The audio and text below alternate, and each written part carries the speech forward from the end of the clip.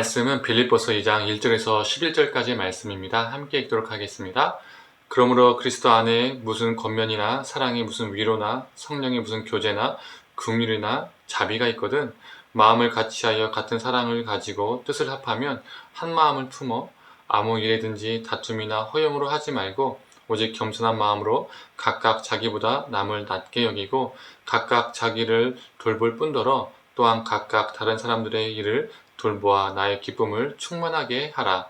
너희 안에 이 마음을 품으라. 곧 그리스도 예수의 마음이니 그는 근본 하나님의 본체시나 하나님과 동등됨을 취할 것으로 여기지 아니하시고 오히려 자기를 비워 종의 형체를 가지사 사람들과 같이 되셨고 사람의 모양으로 나타나사 자기를 낮추시고 죽기까지 복종하셨으니 곧 십자가에 죽으심이라.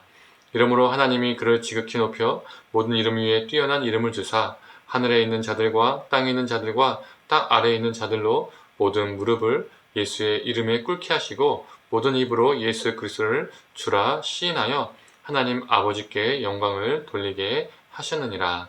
아멘. 아침 묵상을 들으신 우리 모든 성도님들에게 하나님의 은혜가 있기를 간절히 소망합니다. 빌립보 교회는 성도들 사이에 갈등의 문제를 가지고 있었습니다. 바울도 이 문제를 잘 알고 있었기 때문에 편지를 통해서 그들을 권면하고 있습니다. 바울은 빌립보 성도들에게 마음을 같이하여 같은 사랑을 가지고 뜻을 합하여 한 마음을 품으라 라고 말하고 있습니다. 같은 마음을 품고 같은 사랑을 하고 뜻을 합하고 한 마음을 품기 위해서 가장 필요한 덕목이 무엇일까요? 그것은 바로 겸손입니다. 그래서 바울은 겸손을 말하고 있죠. 겸손은 상대방을 함부로 대하는 다툼과 반대가 됩니다. 또한 자신을 과시하는 허영과도 반대가 되죠. 겸손은 타자에 대한 배려와 사랑을 추구합니다. 그리고 자신보다 남을 더 낮게, 좋게, 높게 여기는 것이죠. 바울은 5절에서 11절까지 이 겸손한 마음의 모범을 말하고 있습니다. 이 5절에서 11절까지를 그리스도의 찬송시라고도 합니다. 바울은 그리스도의 예수의 마음을 품으라 라고 말하고 있습니다. 여기서 무엇을 알 수 있을까요? 왜 바울이 이런 말을 빌립보 성도들에게 말하고 있을까요? 그들에게 예수의 마음이 상실되었거나 상실해져 가고 있다는 것을 볼 수 있습니다. 그런데 여기에서 예수의 마음에서 이 마음이라는 단어는요, 감정을 의미하는 단어일까요? 감정, 영어로 하면 하트를 말하는 것일까요? 아니면 마음이란 이 단어가 생각을 말하는 단어일까요? 영어로 말하면 mind, 이 mind를 말하는 단어일까요? 슬픈 마음하면 슬픈 감정, 기쁜 마음하면 기쁜 감정을 우리는 생각하기도 합니다. 또 슬픈 마음하면 슬픈 생각, 또 기쁜 마음하면 기쁜 생각, 이것을 우리가 의미할 때도 있죠. 그런데 영어 성경을 보면요, 이 마음이라는 단어가요, 하트나 마인드로 번역된 것이 아니라 attitude라고 번역되어 있습니다. 직역하면 어떻게 되죠? 예수 그리스도의 태도를, 예수 그리스도의 자세를 품으라 라고 말하는 것이죠. 즉 예수 그리스도의 삶을 품으라 라고 말하는 것입니다. 예수가 어떻게 사셨는지 그것을 너희 삶에 새기라는 겁니다. 바울은 6절부터 그 구체적으로 그 자세, 그 삶을 언급하고 있습니다. 5절에서 8절까지의 말씀입니다.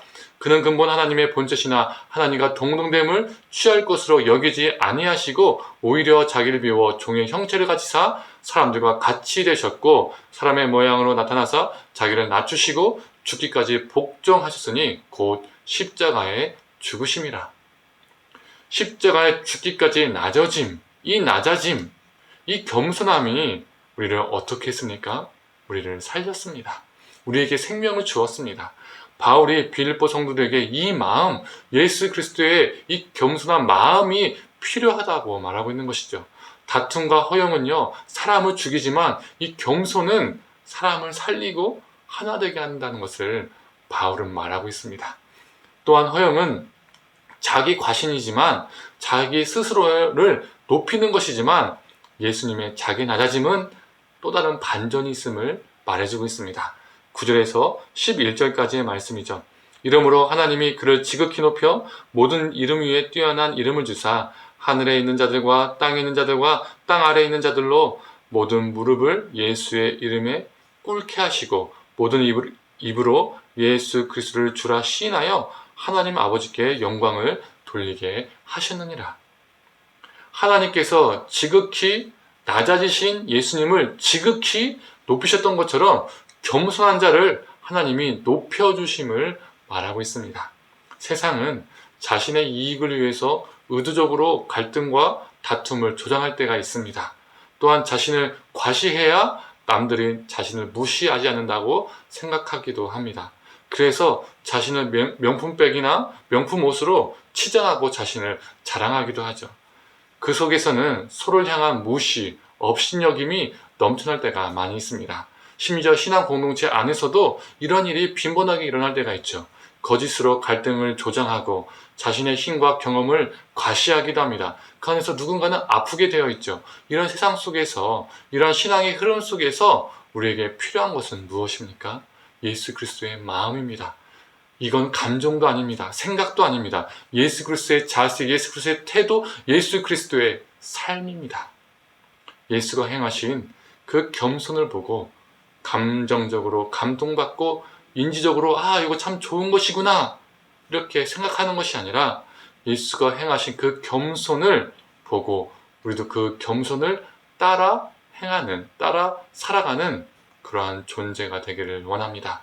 예수가 보여주신 겸손의 삶을 품고 우리를 통해서 이 땅에 갈라진 수많은 틈들이 메워지고 하나 되어지는 역사가 있기를 간절히 축원합니다. 함께 기도하겠습니다. 하나님, 갈등이 있고 분쟁이 있었던 빌립보 교회에 바울은 예수 그리스도의 마음을 품으라고 말하고 있습니다. 그 마음은 단순히 감정이 아니라 단순히 인적인 생각이 아니라 하나님 예수 그리스도의 자세, 예수 그리스도의 태도, 예수 그리스도의 삶임을 보게 됩니다. 예수 그리스도가 하나님과 동등됨을 취하지 아니하시고 인간이 되시고 죽기까지 복종하셔서 십자가에게 죽으심, 그 낮은 겸손의 자세, 겸손의 삶을 우리가 배우게 하여 주시옵소서. 그 마음을 우리가 새겨서 하나님 삶으로 살아가게 하여 주시옵소서. 감정으로 감동받는 것에 끝나는 것이 아니라 인지적으로 참 좋은 것이구나, 우리를 그것을 살렸구나 이렇게 끝나는 것이 아니라 하나님 우리가 삶으로 살아가는 존재가 되게 하여 주셔서 그 겸손한 삶을 통하여 이 땅 가운데 갈라진 틈이 메꿔지고 하나님의 사랑으로 하나 되어지는 역사가 있게 하여 주옵소서. 감사드리며 사랑에 많으신 예수님의 이름으로 기도드립니다. 아멘.